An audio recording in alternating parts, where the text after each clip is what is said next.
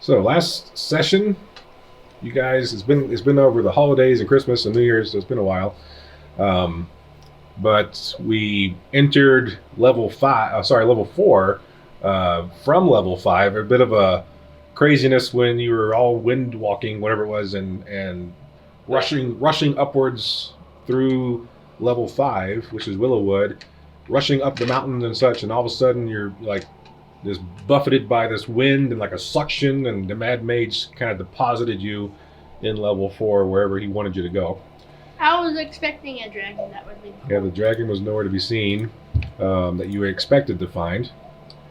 But you did find a large two-headed Etten named Jibber Jabber, who turned out to be quite friendly. Yeah. He led you to another individual, a young human male who simply referred to himself as the alchemist that you befriended as well, who has asked for if you would like him to make you potions and things, that you could bring him a lot of the fungus that you find around the area. He'd be happy to trade.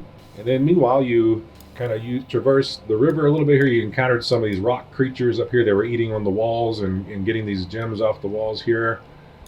Kind of did some water walking and encountered this tribe of Kuo'toa, who all seem a bit on the sick side, sickly. And they led you down here into the leader, who goes by the name of Noogaloop. And through the conversation with Draken, using the ability to understand different languages and things, essentially he's building this effigy, this statue of Hallister, Blackcloak, the Mad Mage, using all these parts of different creatures and body parts and things. And there's also, like, for the head, there's like this lantern on top of it that kind of has this green glow about it. And his Noogaloop, he's been told, he says, by Hallister, that in order to purge the poison from his people, to save his tribe, he's been told that you guys are going to be taking him and his troop to the center of level 4 with this statue. They're going to perform some sort of ritual, and Hallister is going to swoop in and save the day. That's what he's been told. Meanwhile, before that, through a crafty use of speak with plants, Melannor discovered a lot about the area, including that there's these strange creatures apparently living in the river that were recent additions that seem to have been causing this poisonous source to the river. And then at one point as well, you all kind of heard voice, "My old masters, so good to see you again." I was thinking about that over the break, and I was wondering if it couldn't be the Stone of Galore that was taken way back when we got in here. That was a long time ago, level 1. Oh yeah, maybe it's Stone of Galore. Because it was sentient and everything too. Brandon don't know nothing about that. Yeah, that was campaign 1. You had no idea what we're talking about. Well, since you brought it up, Brandon, in campaign 1, we did Waterdeep Dragon Heist, and George and Draken, through a good 6-month journey, 7-8 month journey, created this Stone of Golor, which is this epic item that was sentient and all this kind of stuff. And starting campaign 2 here in a Dungeon of the Mad Mage, in level 1, they encountered Hallister and he took it from them. Really, really short synopsis of that. Really short. Man, that's like Cliff Notes. Yeah, that's the 2-sentence version of a 9-month campaign. But anyway, at the moment, your party is within the Kuo'toa camp. Noogaloop has expressed this expectation of you guys.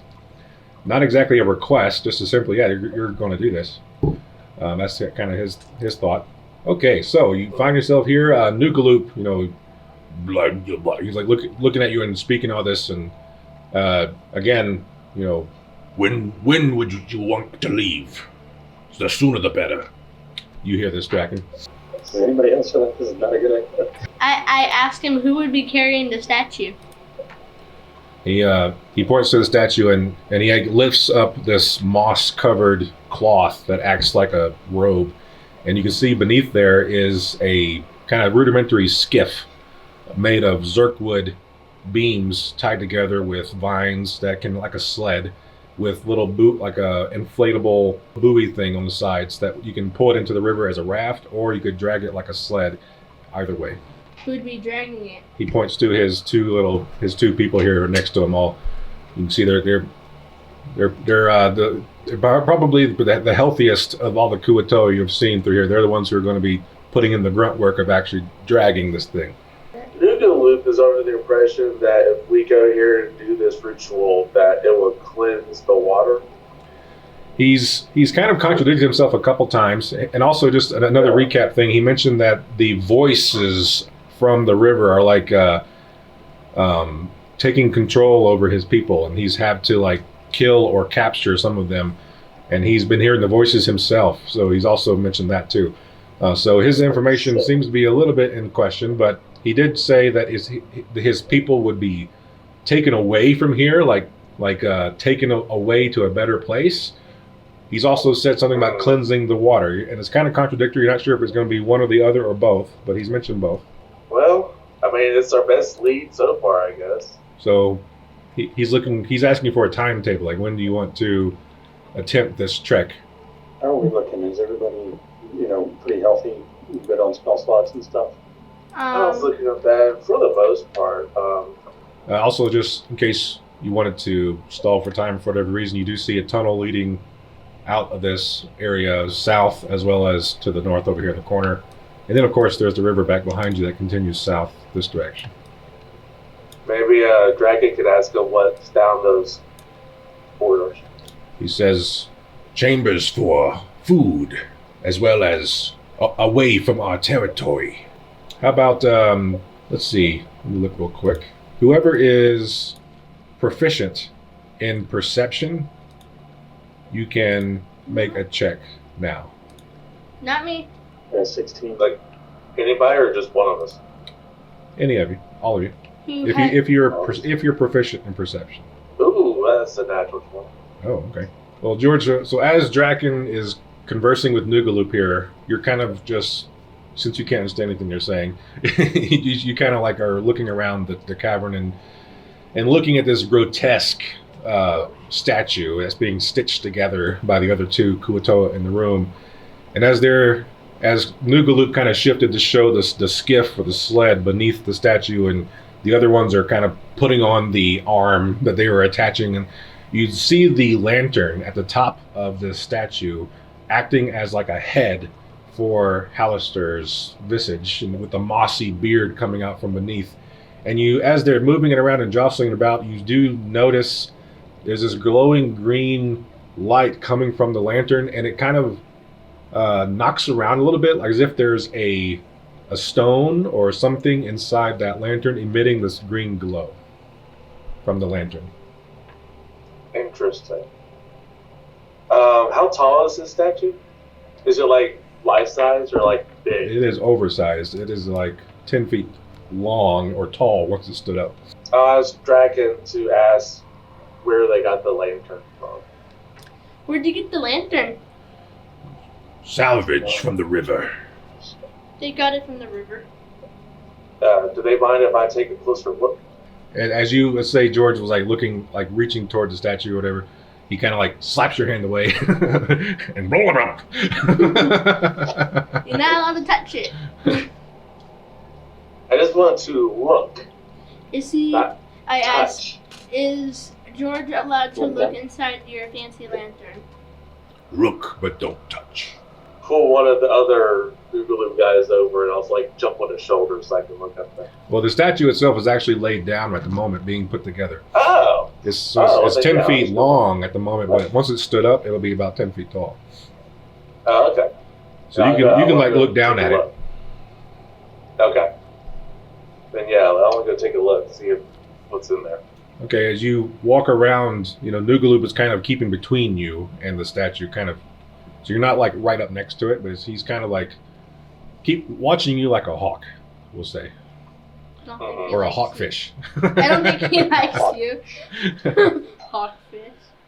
But you get around to the head area where the lantern is, and you can get a little bit of a better vantage point. But you see that kind of a dim green glow coming from within the lantern, and what appears to be, from your limited vantage point, some sort of glowing object, like fist-sized object within the lantern.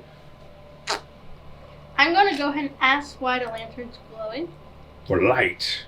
Why is it glowing green? Everything in this place is sickly green. Why should this be any different? Why the interest? Is it okay if I took a look at this to make sure that it wasn't like super contaminated and stuff? May I make a persuasion check with this? Make a persuasion check with disadvantage.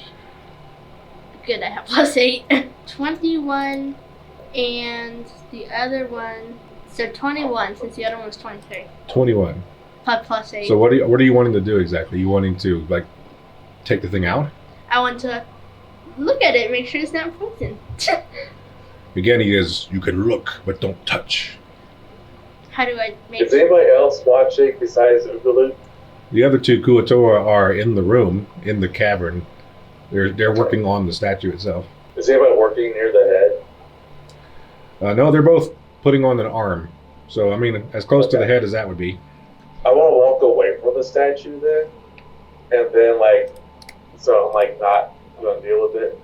And then when I'm far enough away from Noogaloop, I'm going to tell Draken, my little stone guy, little thing, to go grab it for me. Carefully. And I'm going to keep talking with Noogaloop to try to distract him. Yeah. So we're Have you ever had chocolate? So Draken Yeah, crawls out of speaking your about it. pack. I asked him if he ever had chocolate to distract him. Chocolate. It's very sweet. Okay, so for Draken, then go roll a stealth check. before he goes, I'm going to give him a little guidance. Okay. Okay, what are we doing? George's little lizard Probably Draken a bad idea. is going to try to steal the gem, I think, or whatever it is. Well, I'm talking to the pink guy. So you make a deception check. Deception? So that's a 19 for stealth. Is that with your D4? Yes. 21. 16 plus 3. Okay. Perception checks. Let me roll that for these guys. 21 on deception. So I need a passive perception? Well, it would be passive, yeah. So as Draken crawls through the legs of these other Oh, Kuo'toa that's gross. and crawls underneath the robe of the statue and makes its way to the lantern, Noogaloop turns "Ugh!" and smack with his staff and we're gonna roll a quick attack roll just to see if he connects. That's a 20 to hit. Oh my goodness. Oh, yeah. He's dead. You killed Draken. It's only 7 damage. Does that still kill him? Oh, yeah. Yeah. Okay. That's He, over 3 times. He his sends Draken just flying across the room into the darkness, and you can hear the crashing sound of stone breaking as it hits the far wall and is I gotta gone. make another one. What was that? And Noogaloop goes, "These vermin are everywhere." So your deception roll was high enough that he doesn't sense hostility or deception from you, and it gave him disadvantage on his perception roll, but he still rolled higher than the 19 stealth check, and so he saw what looked like vermin on his statue and he knocked it off with a quick swing of his staff. All right, then he turns back to you and goes, "So you did not answer my question. When should we expect to leave? The statue still requires maybe one more day's work, and then we could be ready." Sometime within the next week, then. We will leave after you make me a hot chocolate with the instructions I gave you. He looks at your list of instructions and goes, "We have no milk. We have no cocoa. We don't have sugar. This is impossible." "Fine, tomorrow then, after the next day." We're leaving tomorrow. And he barks out orders to the Kuo'toa, and they start kind of redoubling their efforts to try to get the statue ready. So you have essentially after the next long rest before he's expecting to make this journey. It's weird We doing should if it's probably weird do some statue. exploring before then. Go check out this center place and see if this is a bad idea or not. Which way do y'all want to go? We could always try again later after everybody goes to sleep and this dude isn't so vigilant. Yeah, Noogaloop seems to be seemingly addressing a concern he sees with the head now. He seems to be kind of focusing on that part of the statue right now while you're all within the room. So this guy doesn't sleep? Is that what I heard? I don't know. My daughter came out of nowhere. You don't know if he sleeps or not. You assume he sleeps like anybody else would. I go ahead and ask him. I've never heard of your type of creature. Do you guys eat, sleep, work, that type of stuff? Everyone sleeps, but I don't like to sleep. In my dreams, I just see... my dreams are haunted by the tyrant from the deep. This three-eyed horror with slime and writhing tentacles. I don't like it. So I don't sleep.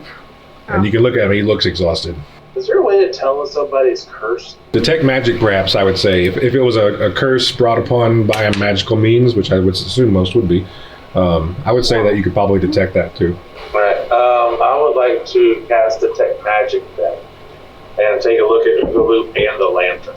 So you cast Detect Magic. Noogaloop says, "What is your friend saying?" Essentially, not able to understand your language. He assumes you're speaking whatever language that might be. He's talking about hot chocolate. What is your people's obsession with this concoction? You kind of, try to avoid Noogaloop's gaze too much as your eyes kind of flash a light blue, and you look around the room, and you do sense a magical source coming from the statue, the lantern specifically. Obviously, the magical items you and your friends wear, Boulder, all kind of ping for you. But otherwise, there are no other magical sources within 30 feet, Noogaloop included. I should be able to tell what school of magic the lantern is. Okay. I'm going to say this would be enchantment. The enchantment school. Enchantment. So, would George know anything about enchantment? Yeah, I'm going to discreetly mention to Draken and Melannor that, hey, that lantern's magic and it's enchantment. It could be. I'm concerned that it could be causing nightmares and a lot of the stuff that's going on. And because of the language barrier, we don't have any real concern with Noogaloop or anyone overhearing the conversation, really. So everybody, you can speak mostly freely about this. Yeah, I still want to be kind of quiet about it. Yeah. With a Arcana check, would I be able to figure out what it does? I think you'd have to have it in your hands and really study it to be able to do that. Just the glance of this green glowing fist-sized object that you're not really able to see or look at or hold, probably not. Identify is also a touch spell, so otherwise I have to do that. But while my Detect Magic spell is up, I kind of want to just meander around and see if there's anything else that glows for me. The water. Have we looked at the river with Detect Magic on? No, you should go do that. No. Let's go do that.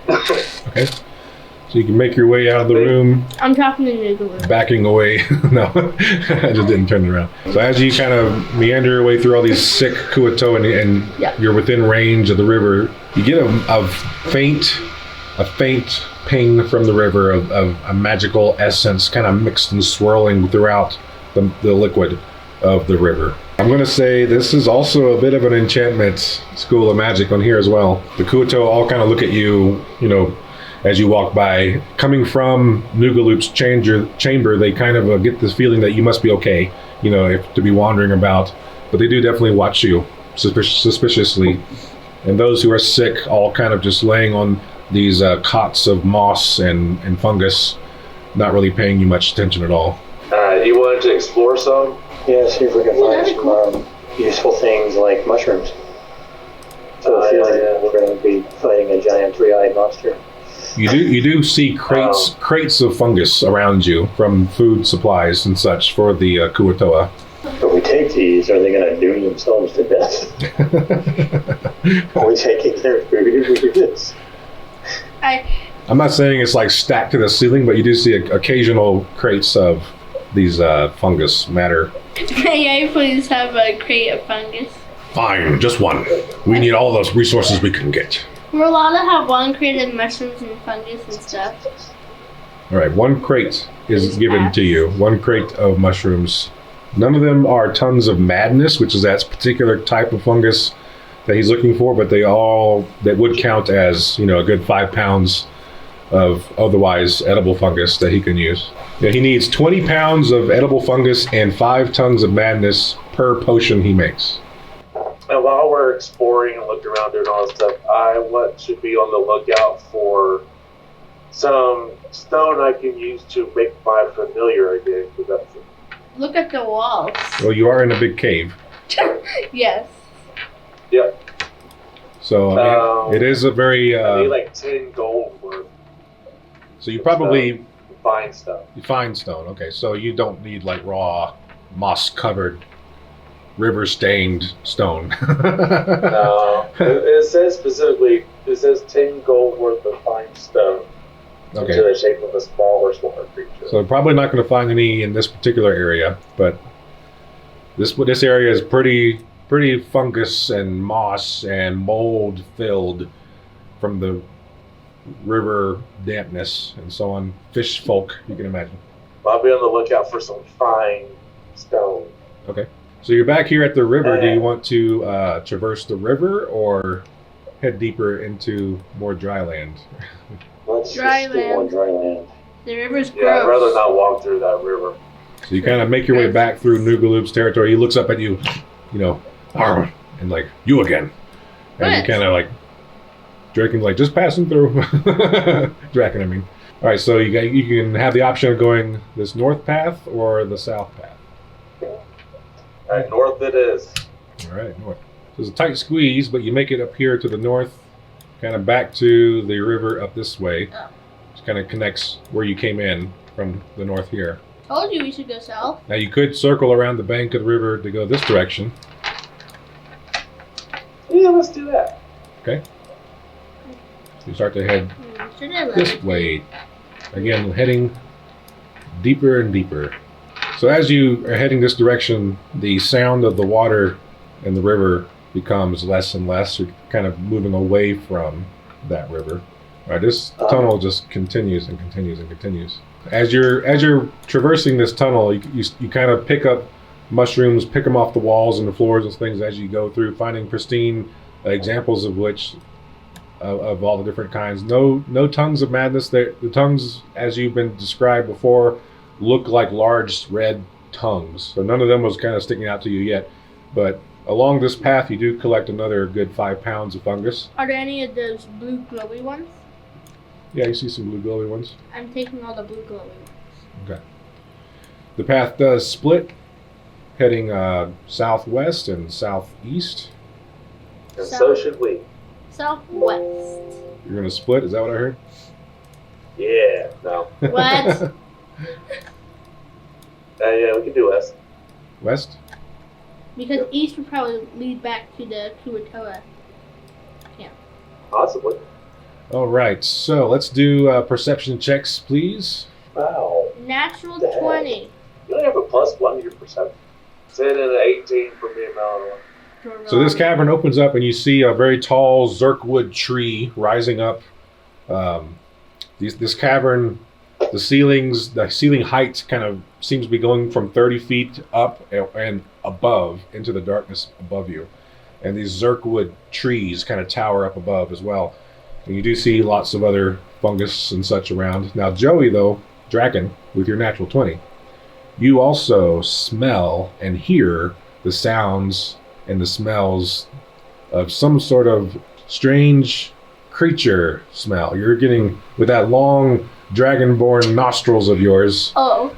you smell the smell of creature. Then you've come to kind of accompany with large creatures, and you hear this kind of skittering sound and this kind of sliding scrape noise very faintly in the darkness ahead of you. But otherwise, though, you do see these large fungus zirkwood trees kind of rising up into the darkness above you beyond your 30-foot dark vision range. Maybe we should do a little more stealth. Melannor will cast Passive Trace. Okay, so everybody rolls stealth, adding 10. including Boulder would need to do so as well. All right. 27, Nat 20. including the 10. Nice. Or For Boulder. Melannor. Oh, you told 12 for me. As I roll my natural 1. Natural 1. What was it? You said 15, so 25. All right. Well, I'll say that as George almost runs headlong into the Zerkwood tree, Wendune and Draken manage to put out their arms and stop him just in time. As his Like dark vision seemed to fizzle for a minute as he blinked and almost ran into a tree.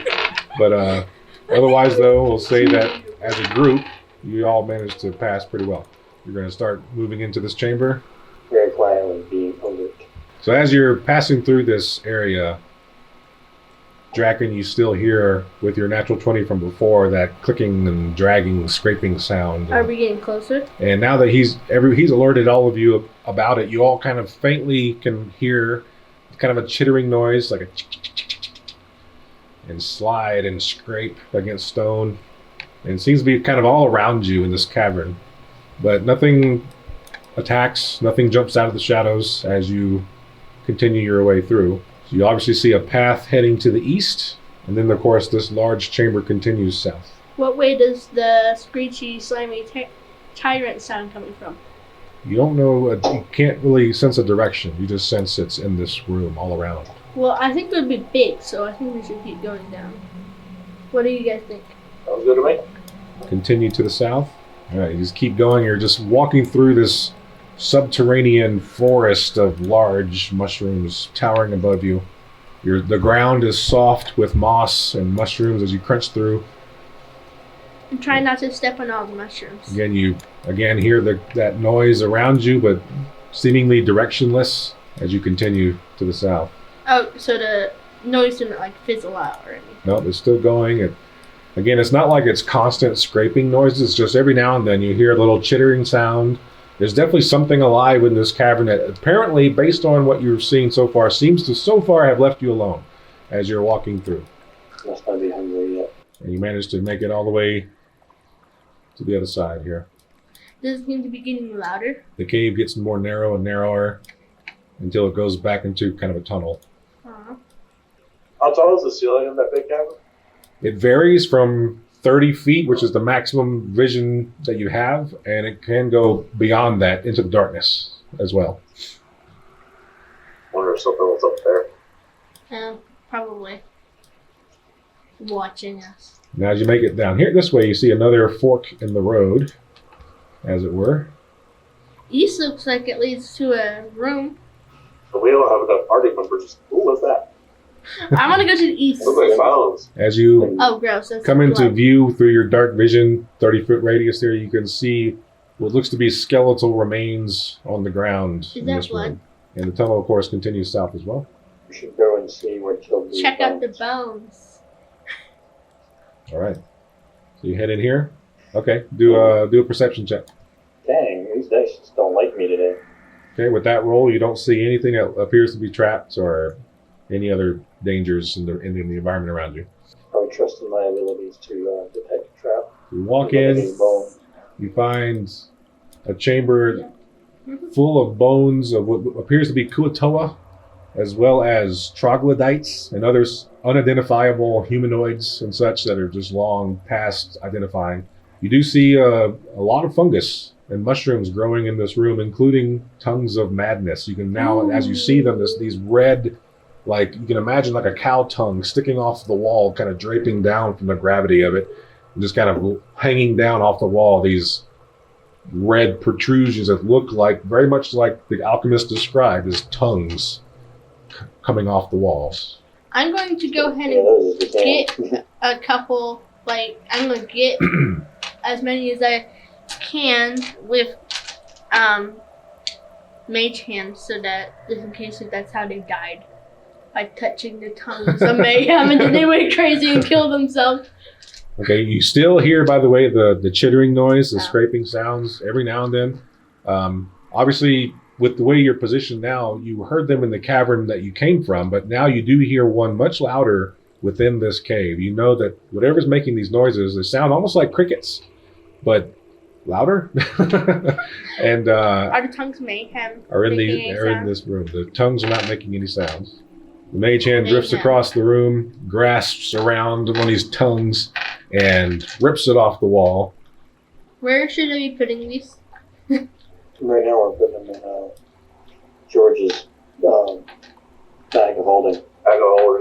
Okay, hold it open for my. So the mage hand is coming back across the room, and suddenly this Something large cuts on it? appendage comes down from the sky and rips right through where the mage hand is, Oh, tearing the Oh, tongue of madness in half as it just Oh my this goodness. bladed arm just slices right through it, trying to somehow grab the phantasmal hand. And I need everyone to roll initiative. A bladed arm. Yes. I rolled a 3. Oh, come on, Melannor. 4. I got an 18. I mean, a 20. Not natural. Like every fight, I'm like last to go. I thought mine was bad with a 7. So So this weird. large swipe goes through the air, and suddenly doof, doof, doof, these 3 large creatures come falling from the ceiling and landing, one on this ledge to the north of you guys, which is about 4, 5 feet up in the air, and these 2 on the ground level. All right, at the start of combat, Wendune does have the option to swap initiative with a creature within 30 feet, I believe, if he wishes to do so. All 3 are higher than you. Well, I guess it really doesn't matter in that case. So pick one random to swallow me, and it has to make a DC 13 charisma save. All right, I'm going to roll a D100 to see which one. Okay, so it's going to be this one. I'm just going to roll a charisma. You got a 5. Okay. So you swap initiative. Okay. Very good, very good. All right, starting combat now. Draken with your 20. You're still going first. Okay. How high up is this weird thing on the ledge? It is like 5, 6 feet above you on the ledge. I'm gonna do a Bigby's hand. Casting Bigby's hand. Boom! And it's gonna go ahead and grab the one on the ledge and squeeze. Or whatever does the damage. This giant version of this hand, which now goes away, reaches toward the creature above, and you're going to roll, I assume, to see if you actually connect with that. Yeah. Plus 10. Oh, I got a 27. So you hit. So that's 4d8. 13. 13 damage. So this large clawed dragonborn hand like emits from the body of Draken and rushes forward, clenching into a fist as it goes, and just strikes this creature across the hard shell, and it lets out a just. Then as my bonus action, kind of step back a little bit and at an angle shoot a firebolt, so that I'm going to shoot a firebolt at the one up there. Are you stepping this way? Yeah, to shoot it at it, but not like directly up. It'll go diagonal above everybody and hit it. Am I able to do that? Well, roll an attack. Let's see. 25 All right, that is lightning hits. damage. 20 lightning damage. All right, 20 damage. Nice. This firebolt's that's this glows this bright blue lightning color, lights up the room for a moment, and you can see this large spiked carapaces gross. and these Yuck. clawed hands with these long hooks coming off the end of their appendages in the brief moment of light. That's so weird. Get to there. Okay, that works for me. Hey, what are you running for? I don't want to be. This is Draken we're talking. Wendune, with that swap you made, you go next. First, I'm going to go for this guy here. Okay.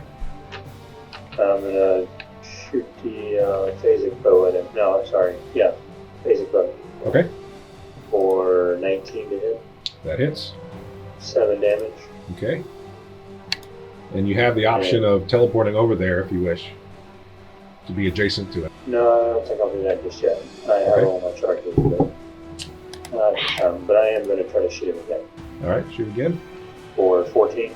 That is a miss, as it seems to hit it in the face, but it kind of ricochets off this thick plate on his center of it, going down the middle of his nose. All right. I am going to the other one, the one closest to me. I'm going to move Boulder in between me and that one. All right. And Boulder is going to do modified red. All right. 11. 11 to hit is a miss. And that will be all I'm going to do for that. Okay, not going to move. Actually, yeah, let me move as far to the south as I can go. About 10 feet there.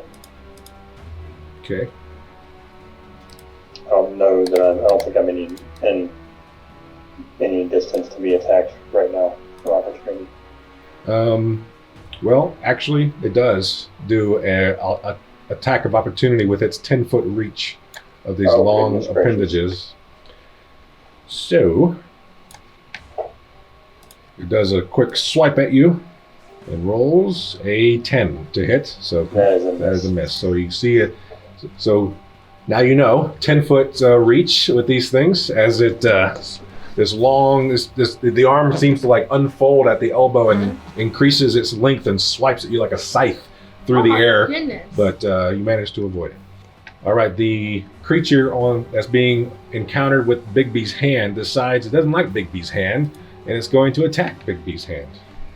Let's see. He has quite a high armor class.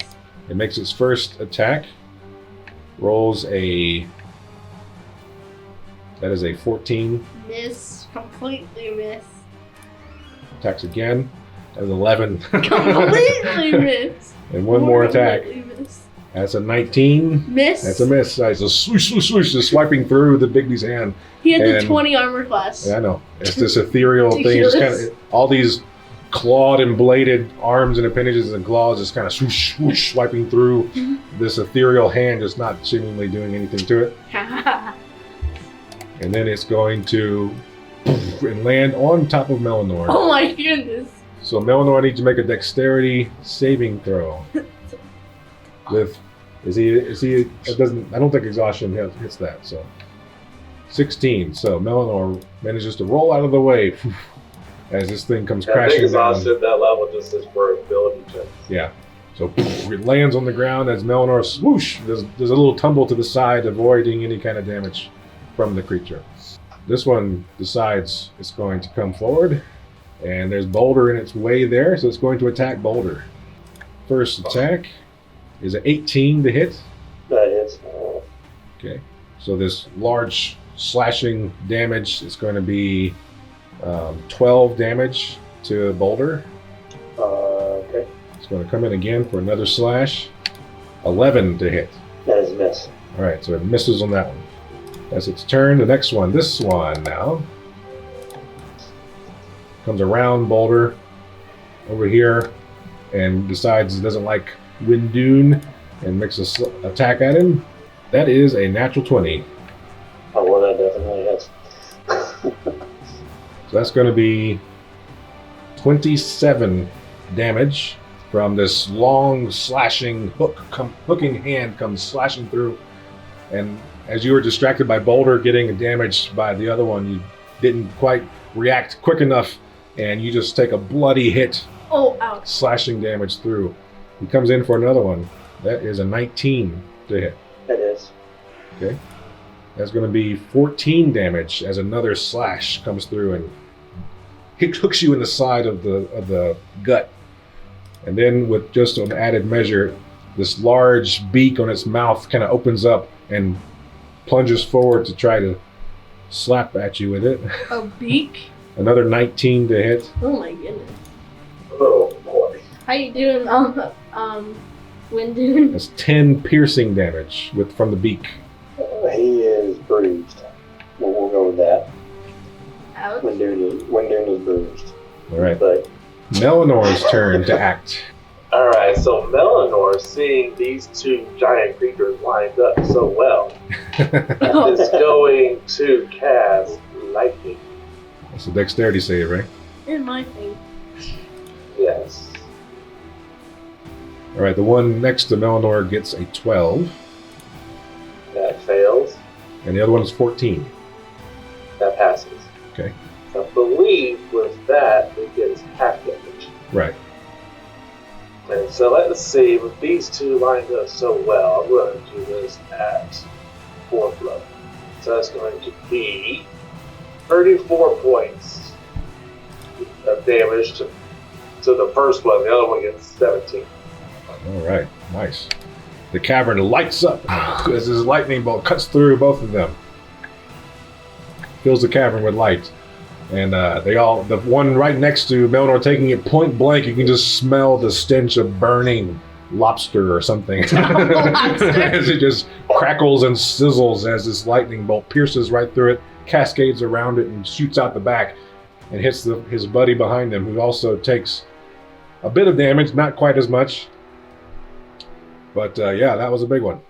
I think I already got punched in the face. Good, good.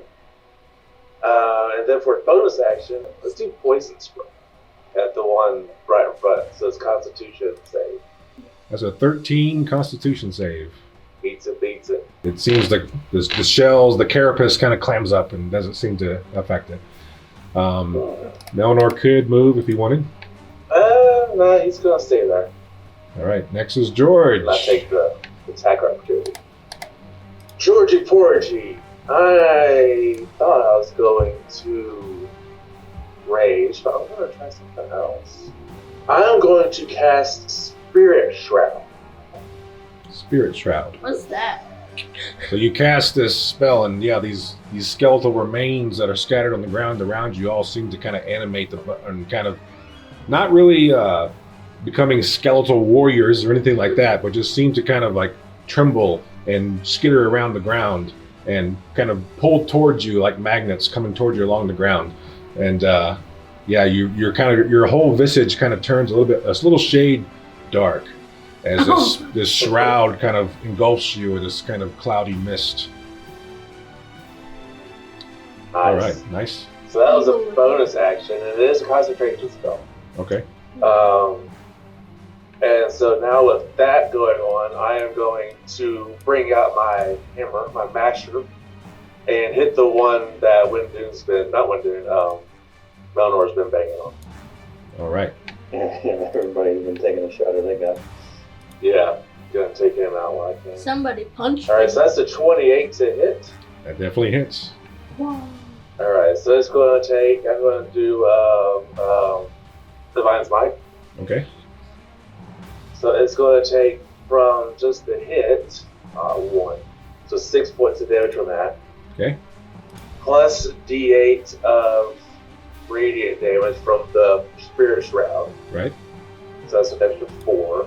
Okay. Plus the Divine Smite, which is... Alright, so that's going to be another 11. So 21 points total. Okay.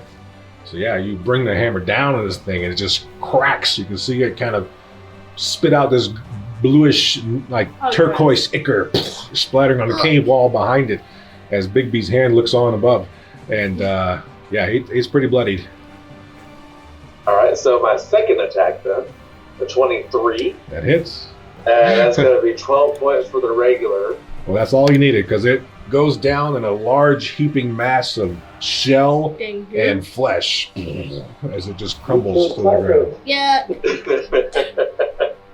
With that, I'm going to take a step forward, I think, just to kind of give Wendune and Boulder a little backup. Okay, And that's going to be my turn. awesome. All right, 1 down, 2 to go. Draken, it's your top of the round. I'm going to Okay. witch bolt at that guy that everybody's not surrounded. Okay, this from the north one. Yeah, the north one that doesn't have anybody Okay. messing with him. Oh man, that was horrible. 14. That is a miss as your witch bolt energy cascades from your hand and goes wide, Oh wow. striking the cave wall behind. Okay. Well then, Bigby will try to grapple him, which is a strength check, right? Bigby comes in. 16 to 24. He's got a 19, so it is now grappled. All right, Wendune's turn. So you got allies on your left and behind, and a large enemy in front. Okay, in that case, hit it with Firebolt. Okay, should do a spell attack. Yep. That one. So you point blank range attempt to hurl a firebolt and seems to glance off of its shell and scatters on this wall behind. Alright, in that case, Boulder is going to hit him. Okay, And that will be 25. 25 hits. It'll be 8 damage, and I'm going to do also Arcane Jolt for another 7. All right. So yeah, since your firebolt misses, you kind of go and the boulder just slashes out with its claws and sending forth through the claws this electrical output, this discharge of electrical energy, striking the creature from the side and behind. Very nice. Alright, and I cannot move, so... You can move. You can move through allies if you want to back up, or you can circle around this way. Oh, okay. I'll do that, so we can maybe get an advantage on attack rolls Oh, like a flanking thing? around this guy. Are you gonna flank him? Cool. This would be a flanking move, yeah. And that will be my turn. All right. Well, this hook whore is grappled. Haha. So it is going to attempt to break the grapple. Or actually, it can hit someone without having to move. So it's just going to strike at Boulder. 22 to hit Boulder. Oh, that is a yeah, definitely. 9 points of slashing damage to Boulder. And then he's going to swing again. This one is only going to be a 13 to hit. That would be a miss. All right. And it is grappled, so it can't move. And so now the next one, the one down here, seeing its position being compromised a little bit, it's going to take a step this direction. So it does open it up to attack of opportunity from George. Oh, 12. That's a miss. You swing and a miss. And so now it's going to focus its attacks on Wendune. Alright. First swing, that's going to be 15 to hit. That is a miss. That's only a 13 to hit. My luck has shifted. And now it is Melannor's turn. You're supposed to have good All luck. You're right. a bad guy. Melannor is going to... How are these guys looking? They're both looking decent. Neither of them are very low. In that case, Melannor is going to cast Blight Okay, on the one that's got... I guess the one's being grappled. that one. Is that a save or a It's a con save. con save? Constitution save. That is a 7. Alright, he's going to take full damage there. Awesome. Ooh, I want 22 that points of damage. Wow. All right, he's bloody now. I want that. Bonus action, I'm going to... With him being grappled, does that give him like disadvantage on dex save? Dex saves? Yeah, I'd say so. Alright, so I'm cast Sacred Flame on him then, which is the dex save. All right. 13. That is a 6. Alright. He's going to take 12 extra points of flame damage. Okay. Yeah, so he's being held there by Bigby's hand, and he's like trying to move and escape, but it's just like getting cascaded with this brackish, blighted energy, and then the sacred flame raining down upon him, and it's just like not happy. Then it's George the act, who is still concentrating on his spirit shroud. Yep. So I'm going to step up and try to finish off the one Bixby's got. Okay, so this way. 14 to hit. That is a miss. So as your hammer comes swinging in, Bigby's hand seems to kind of confuse you a little bit with this ethereal large grip, and it just kind of swings right through. try this again. Oh, If come you wanna on. hit- Another 14. You miss the second time. This time it kind of swinging and like cascading off the side of the creature's shell, not seeming to gain purchase. Alright. Bonus action then, I'm going to cast Toll the Dead on him. 12. Alright, so he is going to take Nice. 16 Nice one. from a giant bell. Bong. But he's definitely bloodied. You see his turquoise-looking fluid just pouring out underneath his carapace. The carapace is cracked in a couple places. That's my turn Rather then. than losing. All right, we're actually getting to a third round. Rare occurrence. As Draken, Rare you that I are. missed both my attacks. That's true. I'm going to use my bonus action first to do a 2d6 squeeze. All right, the 2d6 squeeze of the grappled creature. And I do not have to roll anything for that. He's already grappled. Yep. I just squeeze. 13 damage. 13 damage. So as Bigby's hand squeezes, you can just see it just like crack and crumble, and then as all this Oh wow, nice. brackish, bluish, turquoise gunk squeezes between the knuckles of Bigby's hand, just kind of rolling down. Looks like, just you can imagine. I can't imagine. Okay. Bigby's hand just kind of like sloughs it off and like, let's go, as it kind of just slaps onto the stone floor.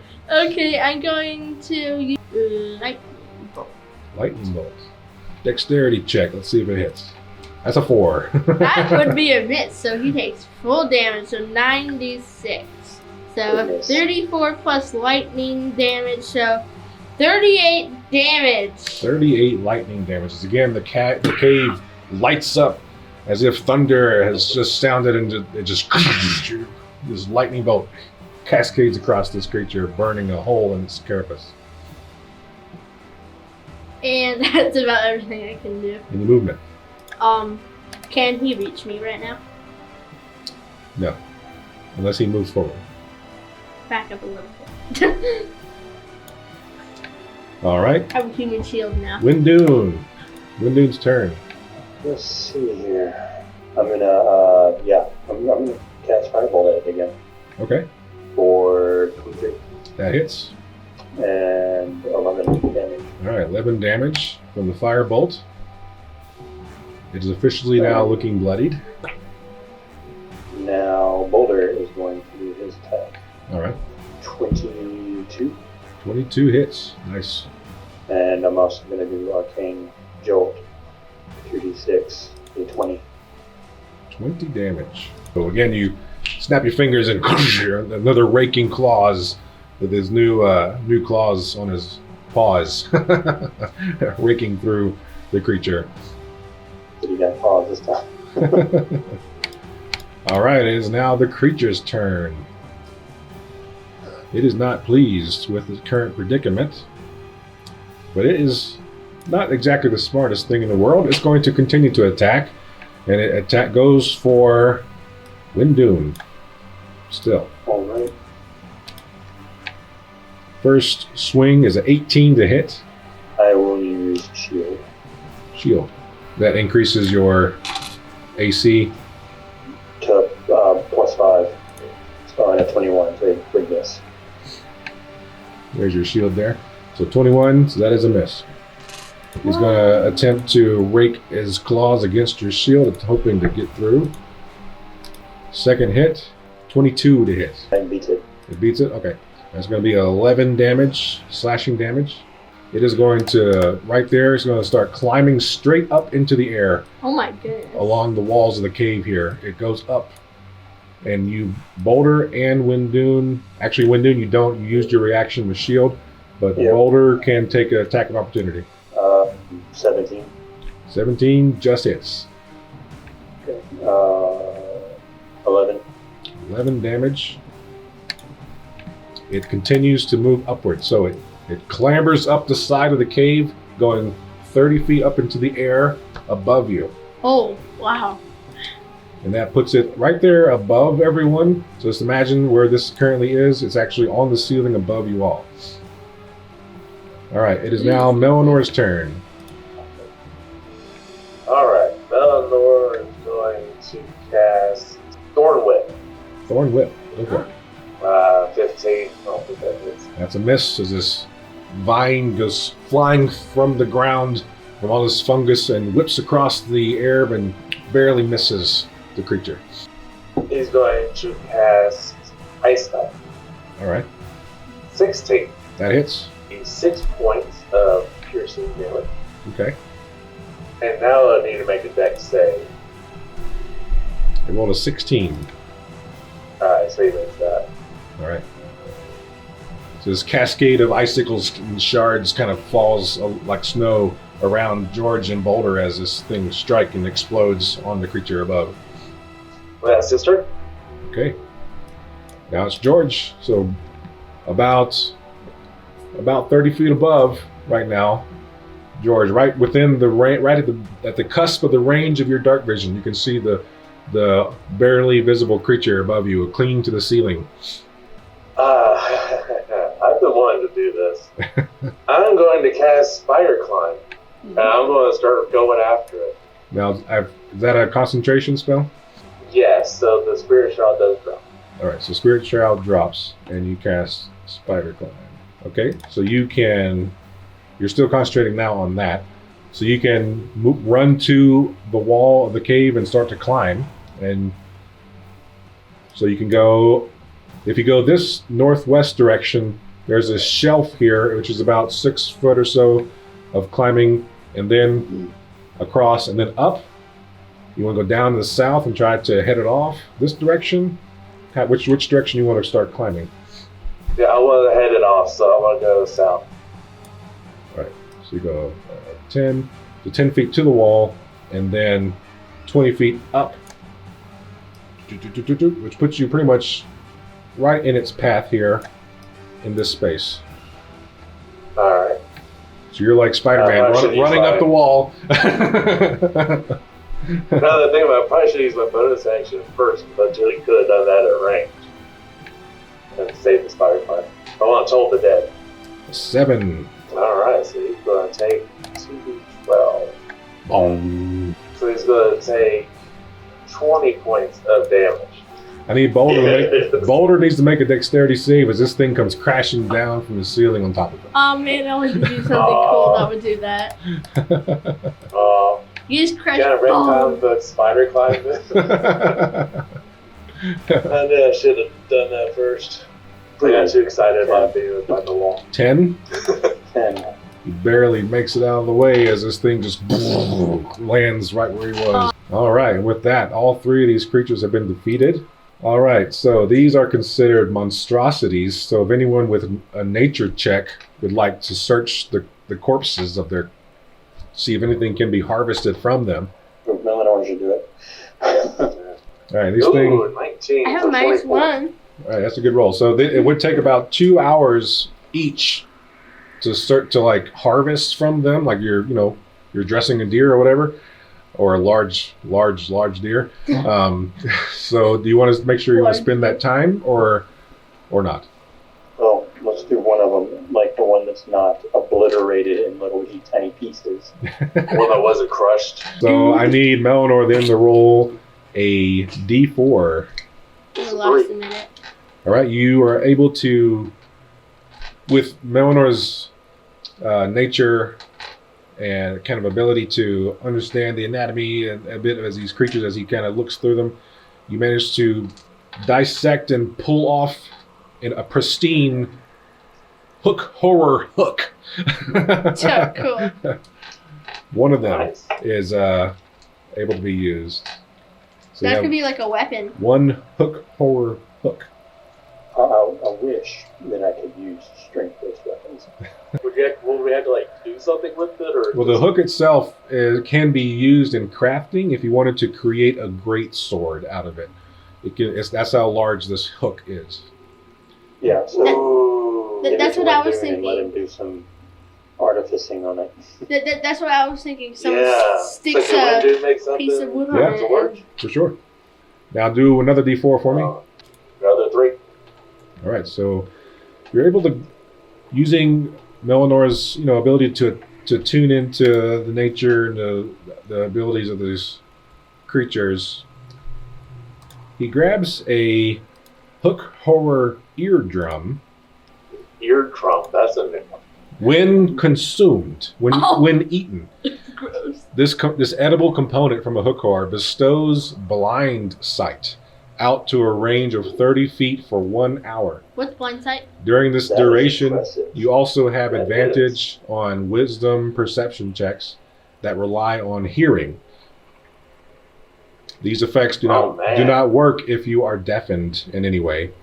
And you do have to make a DC 10 Constitution saving throw after eating it to not retch it up. I just, Which would, if that does happen, you are stunned until your next turn if you're like in the middle of a combat, or the duration gets reduced by half.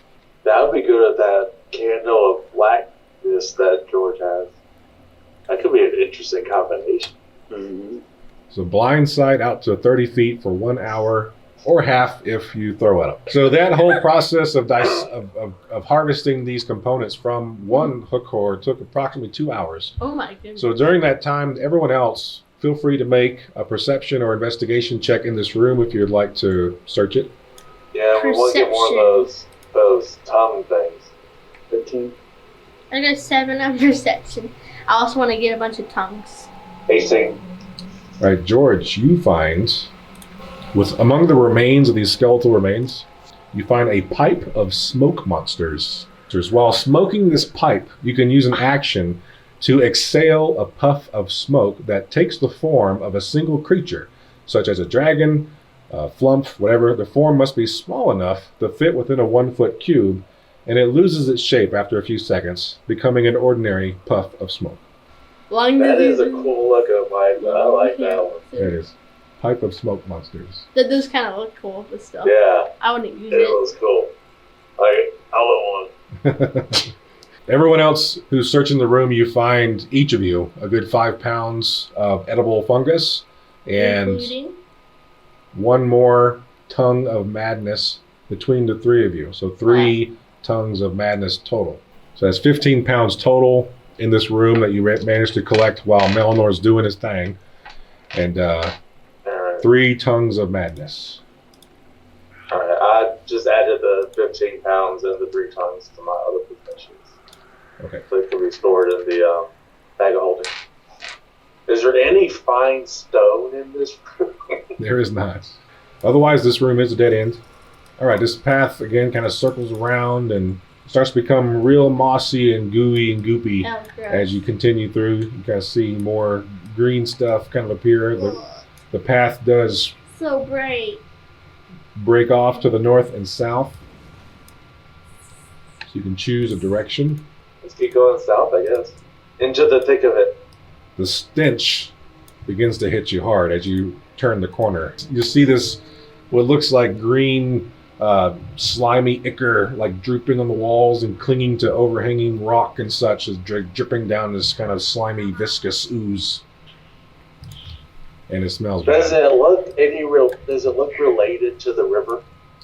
This looks more like, I mean, it's definitely similar in that it's very mucusy and gross, but it's not, doesn't seem to be river based. This seems to be more creature based. Creature based, huh? Doesn't seem to be coming from the river as much as remnants from some sort of creature.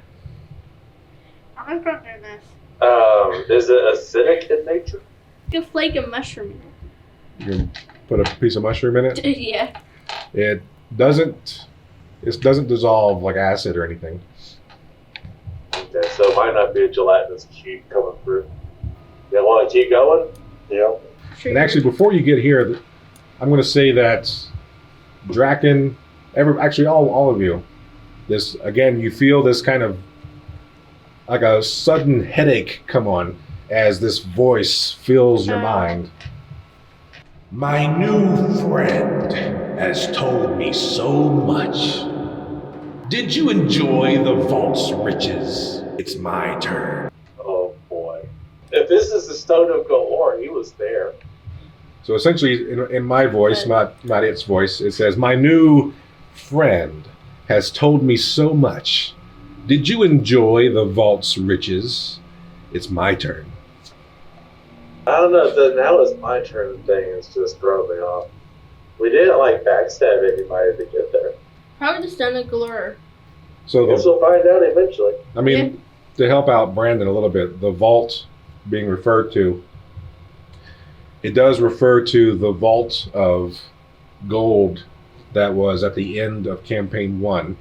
Dragon Heist, that campaign was all about finding a vault, a hidden vault full of about 500,000 gold. Our players did manage to find it.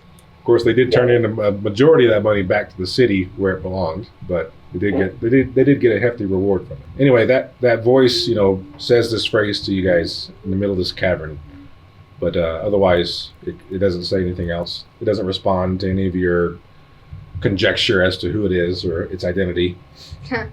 Wendune's like, this has nothing to do with me. I don't know what's going on. Does Wendune even hear it? Like, is it talking to Wendune too? It pretty much talks to all of you, as a group. I mean, Melannor hears it too. Are you continuing south or heading north instead? I didn't catch that.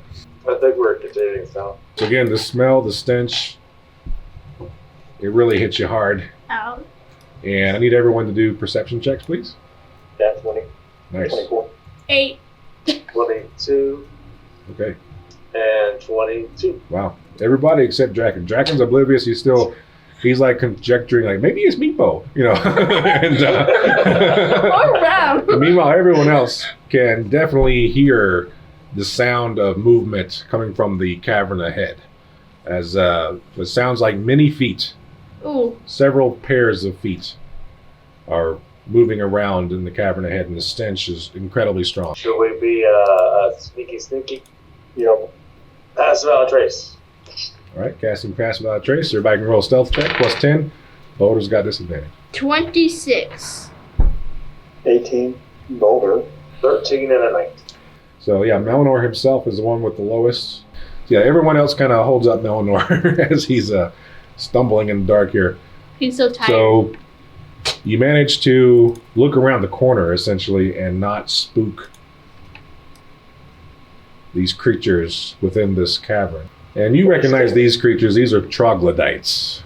They have not noticed you, despite Draken's prattling on. You managed to put a big half-orc fist on his snout to shut him up for a moment as you get close. You do see they are all armed with longswords and are wearing breastplate. And they all have very translucent-looking skin. Oh, gross.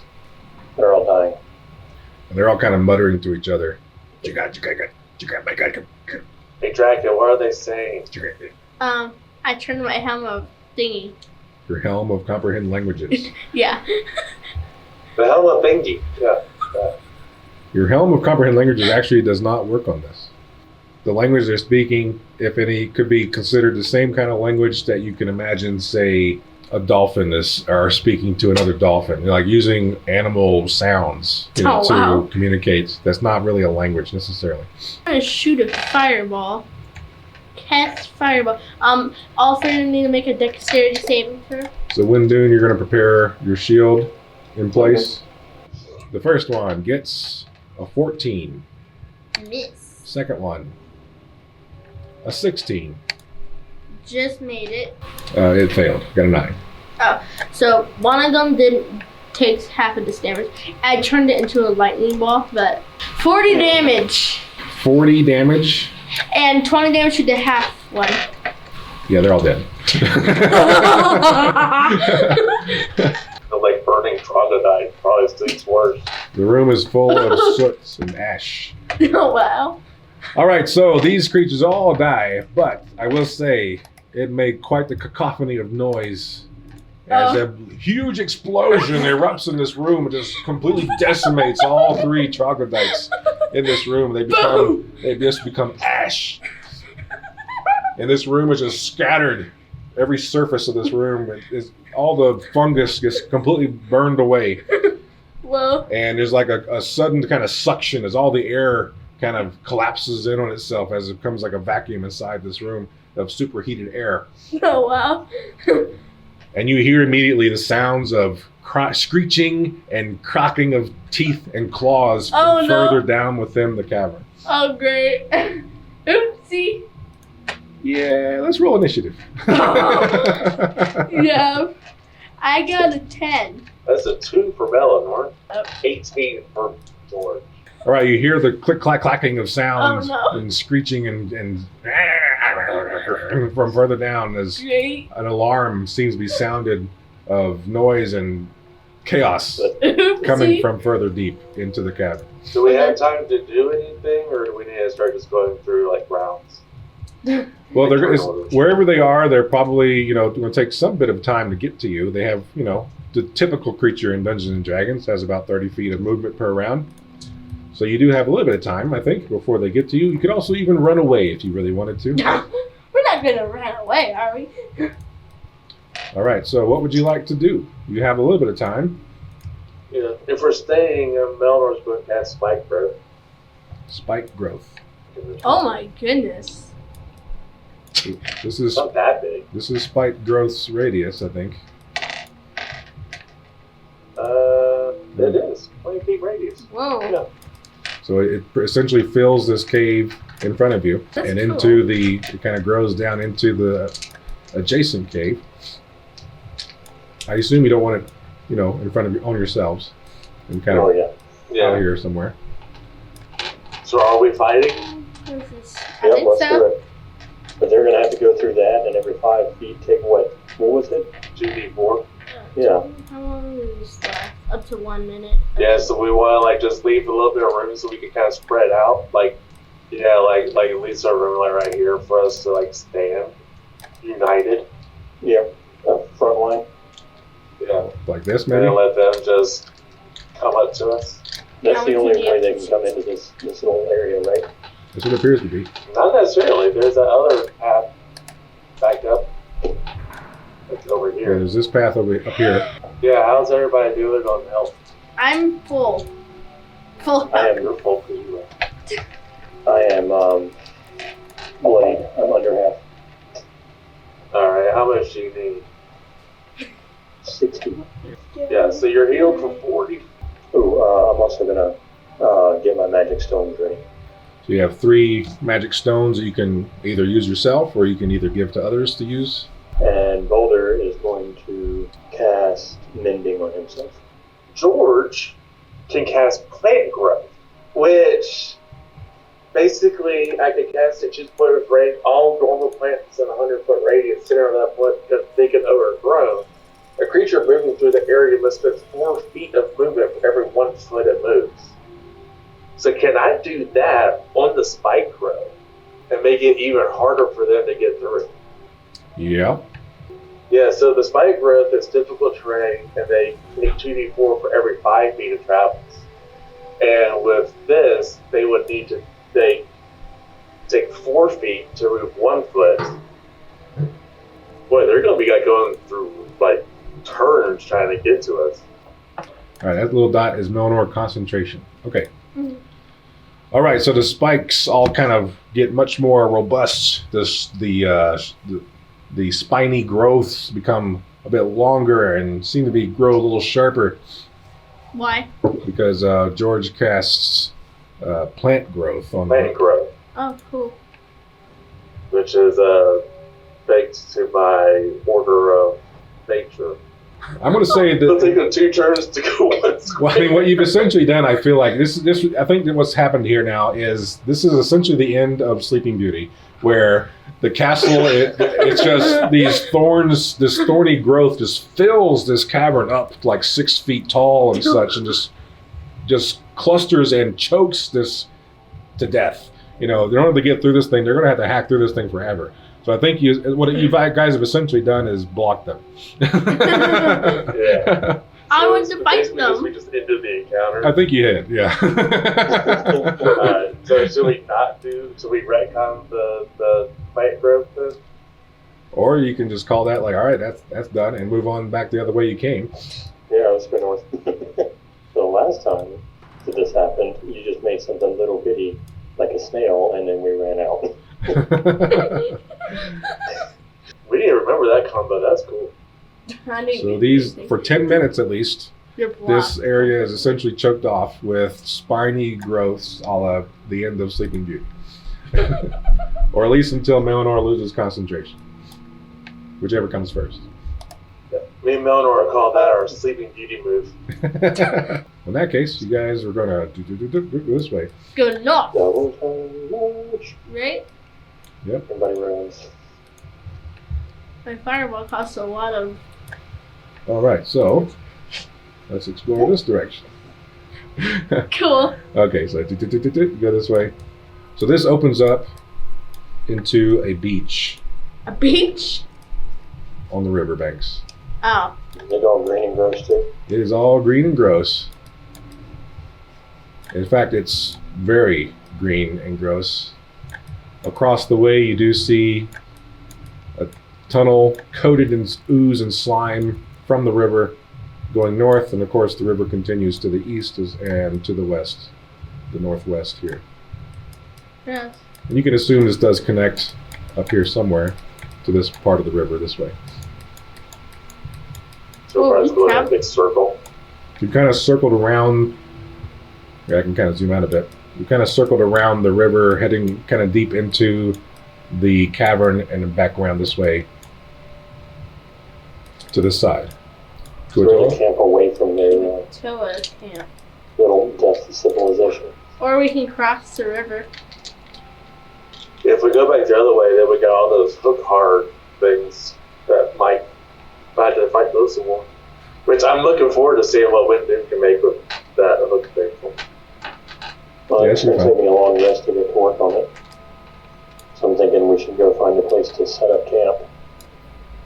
Yeah, at this point, with the 2 hours spent, dissecting the hook horror earlier, you could probably imagine it's getting close to a time you could do a long rest. Just to remind you, though, this right here Not right here, it yeah. only lasts about 10 minutes. So And there's a bunch of ooze where we I'll are. use my last spell slot to There's ooze that makes you turn translucent here, too. cast water walk and we can walk straight. okay. Water walk is cast, so everyone can now walk on the water for at least an hour. I'll walk We want to over. just go across, or we want to run up the river? I'm kind of curious if it's right across, but either way, I feel like we'll find that out later anyway. Yeah. So the river is flowing to the east from the west, and this is coated in this thick layer of crusted over mucousy ooze. But even so, your water walk does work. You can kind of walk over it, but your feet kind of sink into it like walking through a marshlands. I kind of run over So to the other side. your boots kind of sink through the mucus until it hits the surface of the actual river, and then it gains purchase of the water walk as you kind of. This doesn't count as like a liquid. It's like a river underneath, with liquid underneath, but it's coated and crusted over with this mucousy slime. You do find some like nets and things like fishing gear are scattered around if it matters. Let's go down the little narrow passage then. The one that's all green that looks like death. All right, you move across, kind of your boots slurping through the goop. This cave is filled with river water. This is still essentially flooded cavern here. Oh. Is it still coated in the slime? Yes. Do you want to keep going this way, or do you want to go up and around? All right, so this room, again, the surface just kind of gleams with this slimy, slick surface, and stalagmites jut out like fangs from the water, and you find yourselves like weaving through them like obstacles. You do see across the way on the wall a rusty miner's pick is like buried into the wall right above the water line. I take it out, if I can. So as you Usually kind of stuff like enter that means this like area here, the secret pick, door. the rusty miner's pick can be seen embedded in the cave wall over here on the west side. If he says it, it must be important. All right, let's do a perception check for me. Like a 21. 15. 15. Draken goes, ooh, shiny, and starts walking over here to look at the pickaxe. Everyone else just kind of rolls their eyes as Draken does this, except for George, who notices the movement beneath the water as the slime kind of shifts and moves in the wake of some sort of underwater creature. Oh, great. And I need everyone to roll initiative, please. Oh, you gotta be kidding me. I got a 10. For Green Melannor, Dolphin. 12 for George. So this one, boosh, right up under Draken, and this one, boosh, right up over here next to you guys. Because, George, you noticed it, this is not a surprise round. So, Wendune gets to act first with his natural 20. As you're thinking, as you're thinking, a voice enters, filling the cavern. I am their masters now. Soon I will be yours as well. Okay, I'm gonna cast Straight on one of them. I'm gonna make it tiny. Okay, reduce. Yeah. Is there a save involved with that? I assume. 15. Tiny. Wait, what save? What? Sorry. Con 15. Con. Gets a little smaller. All right. It is now kind of treading water as opposed to like standing below on the surface of the floor beneath. So I'm going to say actually its movement is halved because it can't touch the ground anymore. So, Not to shoot ourselves in the foot, but is waterlogged a concentration spell too? and now it is the large creature in front of Draken's turn. Oh, great. He bursts up out of the water. It's going to attempt to... It's going to make a pincher attack with its big kind of crab-like claw. 16 to hit you, Draken. Nope. Okay, so I'm try again with his other claw. Not today. Another 16. So Not both today. miss. So snap, snap.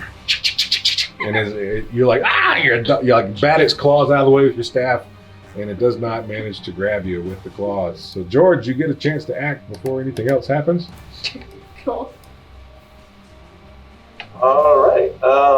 I guess I'll rush over to where Dragon's all by lonesome against this big thing. Yeah, I am going to rage. All right, raging. So I rush up, getting angrier and angrier, and attack. 19 to hit. That does hit. I'm going to Divine Smite as well. It's 13 for regular damage, plus 2 for raging, plus Divine Smite at 2nd level. Okay. Another 12 points of damage, so 27 points total. Nice. So your hammer glows and you become red with rage and smashed on this guy. I'm also going to use a charge of the Master too. So his AC is 1 less. There we go. -1 AC icon on this creature. And now I'm going to do it again. All right, go for it. 23 to hit. That definitely would have hit regardless of the AC reduction. That's going to be 9 points damage plus 2, so 11, plus D4 acid damage, just 1. Okay. Plus another Divine Smite at the 2nd level. All right. 5. 5. Your glowing hammer seems to fizzle a little bit as it smashes into this creature and deals the damage. Draken, as you reach for the pick, all this chaos erupts around you as water and slime goes splashing everywhere. Yeah. You bat away this thing's pincher attacks, and now you get a chance to act. I don't like this thing. I'm gonna touch it with shocking grab. All right. It has 1 reduction on his AC, so a little bit easier to hit. 29. It hits regardless. I thought so. 13 damage. I'm going to do, with my lightning staff, a 6th level lightning bolt with my lightning staff. 6th level lightning bolt. With my little lightning wand thing. You just really don't like this thing. No, it's horrible. It makes a DC. Yep, let me do that real quick. I got a 7. 43 damage. 43. Yes. All right, that's enough to do it. It does the creature in as it sinks beneath the water below. Now may I have a pickaxe? Melannor. Melannor is going to cast Light at 5th level. Gets a 5. Alright, so that fails. He's going to take the full 9d8. Ouch. Goodness. That's a lot of ones. 33. 33 damage. All right, he reaches out and just like whoosh, just washes over, just blight damage, just kind of acidic poison almost kind of rushes across the creature's back and just like sizzles and fries them from the outside in. Now let's do Sacred Flame. So that's a dex save. That's a 9. I'm rolling awful. 20. It is bloodied. And it's That's Melanor's turn. Not gone? and it's turn Oh. with its initiative of 2. Do its pincher attack against Melannor. 18 to hit Melannor. Does hit. Does hit. So that's going to be 12 bludgeoning damage. And Melannor is now grappled. Uh-oh, that's not good. Oh, fun. And he needs to make a concentration check for that For that spike growth. growth from before. 10 or That's just a better? straight Constitution? Yeah. Or is it D20? It's a Constitution save. Okay, he 15. maintains it. It's only going to last another, minute or two. it's pretty Yeah. pretty close to the I end don't of think it it. really matters. We're on the other side of the river now. Yeah. All right, Keep it up for a little bit. and it's going to attack. Now that it's grabbed him, it's going to attack again with advantage. Gets a 19 to hit, That is. minus a D4. So that's going to be 10 points of bludgeoning damage. And with it in its grasp, these red tentacles kind of dangling out of its mouth, it kind of reaches forward and drapes them around Melannor. So Melannor Gross. needs to succeed at a Constitution saving throw. Although, what is Mellannor's disposition toward poison? He's immune. Okay, so never mind. he But he like still needs to make one for that concentration again, huh? he will, yeah. That's 14. So he's still concentrating. Still concentrating, He's and very concentrated. these tentacles like around Melanor's face, and Melanor's like, "Yeah, this is disgusting," but doesn't really do anything. And then he's he's pulling, and it's like pulling him against concrete. He's not going down because of the water walking. All right, top of the round. It's Wendune's turn. Use my poisonous dagger. It's not low to poison, is it? Because imagine this thing's probably immune. And it's a 10. 10 to hit is a miss. Okay, I will try once again. 16. 16 to hit just hits. Okay. Well, it's not going to do a whole lot to it. Alright, 6 total. Just 6 damage. Boulder will move up to try to hit it. 3 to hit, 23 to hit is a hit. and he will do the 2d8 and then Arcane Jolt All right. also for 13 damage. All right, George. Alright. George smash. 15 misses, doesn't it? That is a miss. George try to smash again. 22 to hit. That one hits. 11 plus the 2, so 13. Now I'll do a Divine Smite. No ones, no whammies, no whammies. There's a whammy. 14 points of damage. 14 damage. All right. It is not looking happy at all. Alright, now I'll toll the dead. That's what a wisdom save. 18. What? How's a that's lobster fantastic. so wide? It's super wise. It rolled well. Draken. So no damage from that. Right. May I pull out my pickaxe? Strength check, please. Oh, straight. Okay. Just like straight up straight. You can leave us all over here to like deal with this thing. Natural 1. So you grab onto the pickaxe and you pull, and it doesn't even budge. I'm never cut now. Go ahead and shocking grass. You'd have to go over there with Yeah, him. I'm gonna move. We're all surrounding this thing. So you'll do your shocking grasp. 17. That hits, and you don't even have to roll. It has 1 hit point left. And as you I reach, wanna roll anyway. as you touch it with your finger, it like, 18. and it goes down beneath the water in its shrunken state. I asked George something. What? Can you please pull out my pickaxe? My shiny pickaxe. You're Let's do it now while I have Rage. while I have my rage still going. Okay. Okay, you rush over, Mr. Raging George. So mad about this. Oh, you're making me pull this stupid thing out. I can't believe this. Strength check.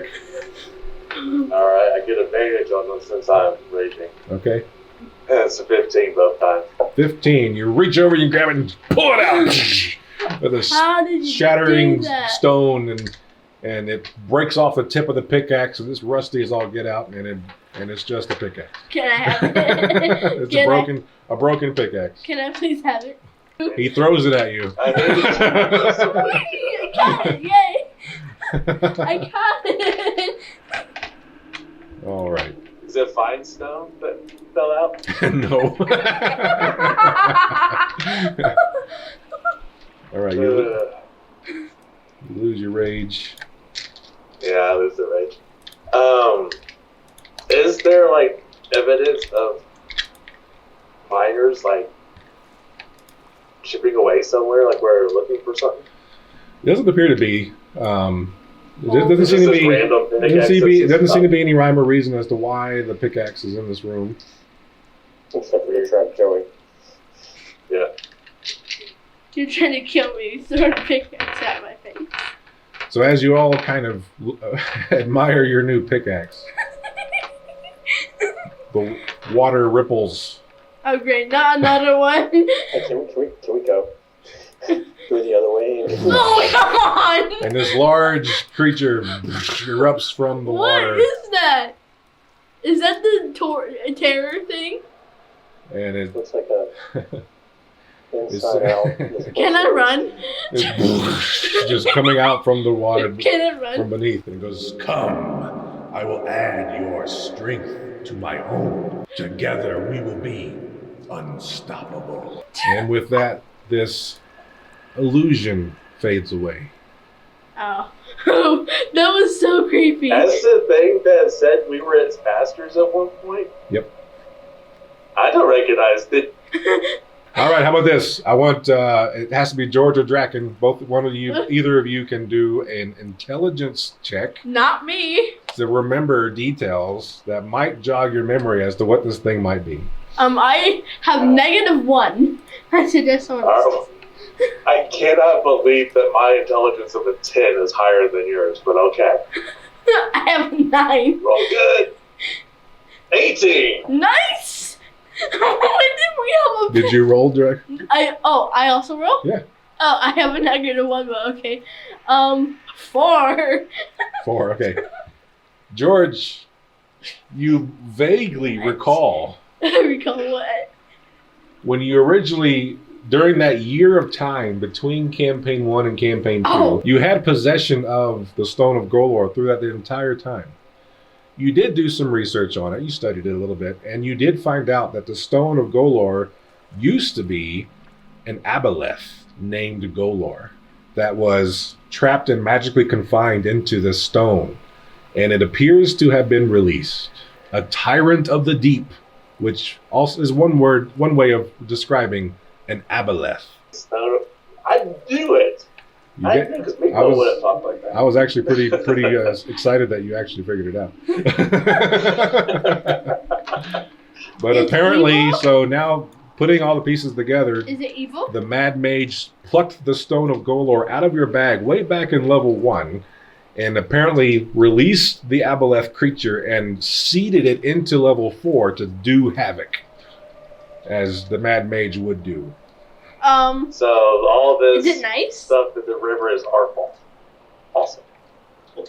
That's one way to look at it, I guess. well, A terrible way to look at it. It's not gonna like try to kill us. Doesn't it like us? This is absolutely the Mad Mage's fault. What are you talking about? This is 100% the Mad Mage's fault. Can we, like, get these things tentacles or claws or something? Oh, yeah. They're Let's see. underwater. Yeah, you can definitely spend some time. Let's see. Let me look at my harvesting here. So these are considered aberrations. So an Arcana check would be what would be required. Do I roll the Arcana check, Daddy? Go ahead. 6. Okay. So glad you had that +3. Yep, I have. That's with the +3. I rolled a 3. So you spend a good hour, Joey or Draken, just chopping this thing up. And with a roll of 6, roll 1d4. 1d4. 1. 1. I'm already before. You manage to cap a vial of Chul blood. That's it. I got one vial of blood. That's it. When you drink this blood, No gross. you are under the effect of detect magic for 10 minutes. Oh, cool. This effect is not considered magical, so cannot be dispelled, but you would have to make a Constitution saving throw to avoid retching the contents and reducing the effect by half. All right, so you've been here for approximately 2 hours Yep. as Draken did this. So how long does water walking last again? All right, so Goodbye. after halfway through this harvesting, the spell releases you into the depths of I'm the river. swimming. Now this part of the cavern here is only about 4 feet deep. So you go about chest high or so, or in Wendune's case, completely covered. Oh, gosh. Anyone who's not immune to diseases, I need to make Constitution saving throws. I got a 23. Good. So this isn't poison, this is disease. This is disease. I've been playing George for 2 years, and this is the first time that his immunity to disease has been helpful. How about Melannor? How's he doing with diseases? He's immune to disease too. He's immune to all sorts of stuff. Okay. So you all pass. So Draken and Wendune pass the save. So you do not become diseased, but you are swimming or wading, as the case may be, in this part of the cave here, which is a shallow, flooded cave with this gross water. Okay, well then let's try to figure a way out of this. Let's keep going. Yeah. It's gross. Yeah. So again, the river is down Is, here to the south. Can Boulder swim? So, He doesn't need to breathe. Yeah, he can walk along the bottom. But can he see? Like, imagine it's zero visibility. He has dark vision. In case we do run into something else, I'm going to use up both my uses of harnessing divine power and regaining 2 second level spell slots. Okay. Just in case something happens. As you continue to the north, is that what I'm thinking? I think so. Yeah, hopefully I can get out of this water. This path is is flooded the entire way through, 4 feet deep, up to your chest. You're like holding your weapons above your head, keeping them relatively dry. And as you continue, you find yourself here in a massive cavern. We need to leave. I think this is going from bad to worse. And I know. the floor beneath you begins to go down. This area is essentially a massive underground lake. And you hear the voice say, "Yes, come." Goodbye. Nice to see you, About Stony face. Galar. About face. Move back. Retreat. All right, head back this way. See ya. And swim across. Now you're at the river. If we swim across, we get to dry land. Let's go to the left. Your left or this way? West? Yeah, go to the west. West? Why? All right, so this does go into a deeper river. So you would all be swimming at this point. And you're also fighting against the current. The current runs toward the east. Never mind, let's go straight. I need athletics checks Oh, from great. everybody to swim across the river to the other side.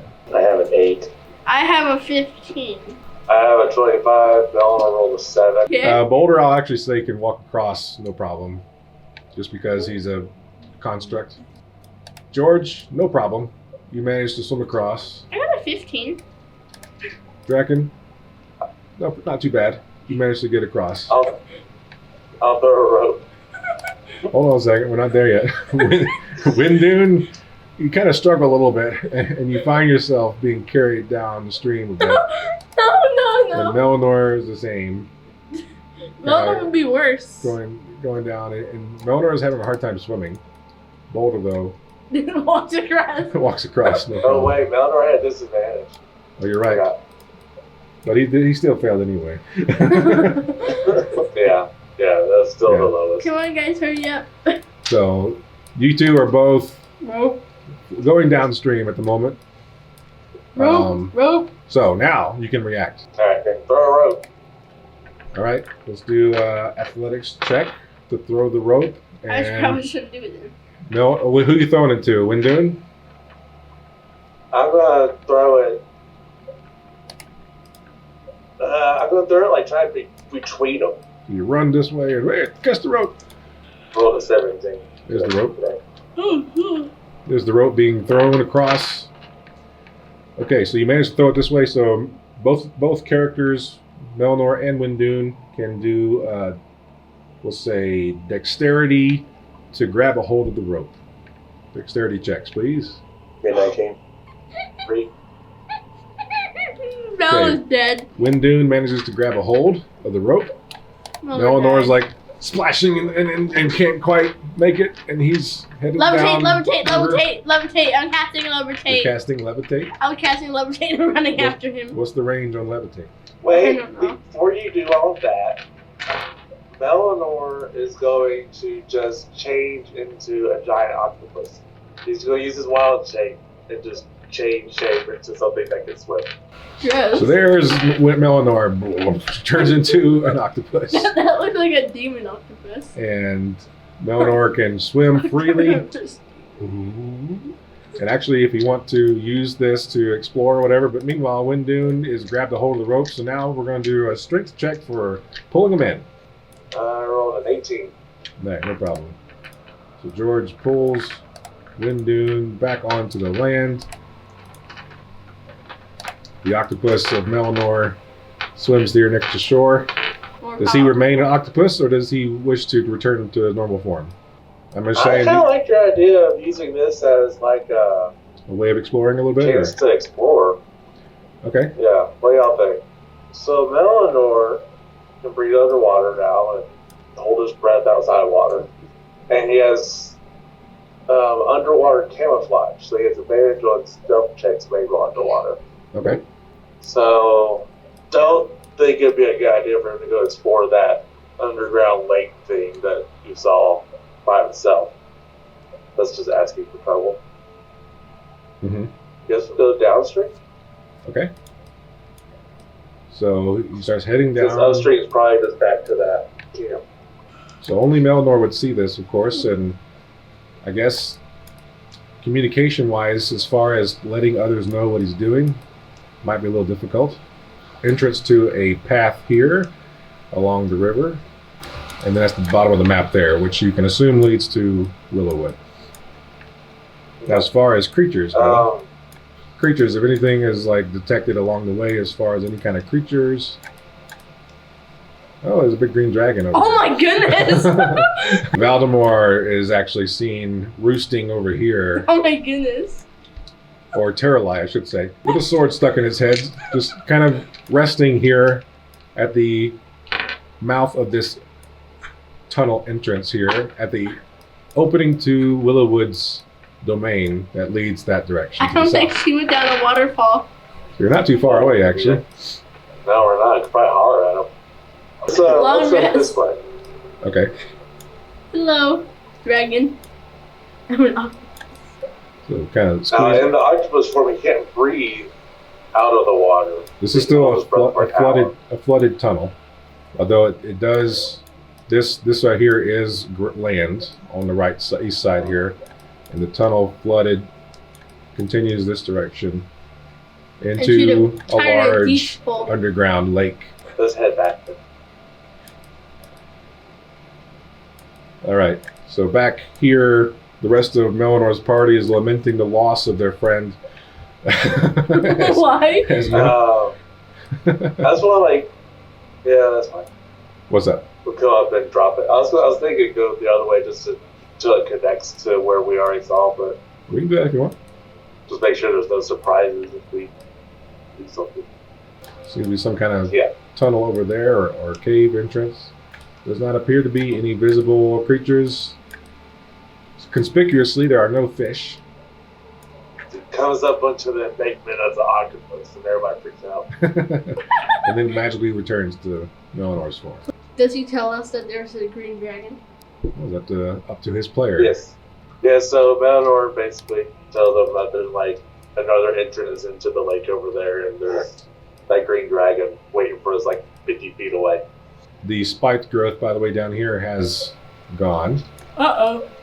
And you are in the middle of The world? disease territory, but I think we should stop there. Yeah.